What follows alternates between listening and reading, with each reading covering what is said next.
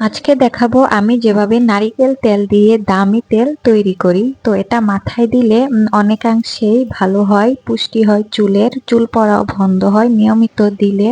তো আমি এখানে কালো জিরা মেথি গুঁড়ো করে নিয়েছি, আর হচ্ছে লং নিয়েছি, তেজপাতা নিয়েছি। তো এগুলোকে ভালো করে এখন আমি মানে একটা ড্যাগে নিয়ে নিয়েছি, দেখতেই পাচ্ছ। তো এগুলোকে এখন আমি এর মধ্যে তেল ঢেলে দিব।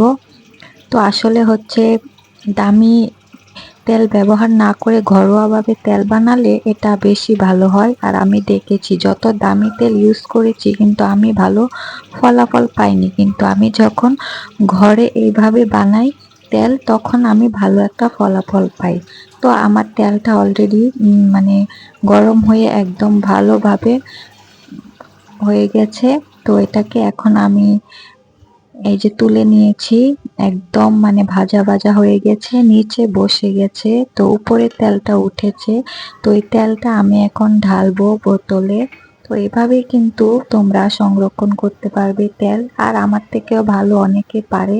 তো আমি কিভাবে করি সেটা একটু মানে তোমাদের সাথে শেয়ার করলাম। তো এখানে ঢেলে নিলাম, আর হচ্ছে মানে ক্যাপসুল দিয়ে দিব, এটা হচ্ছে চুলের ভিটামিন, সবাই জানি।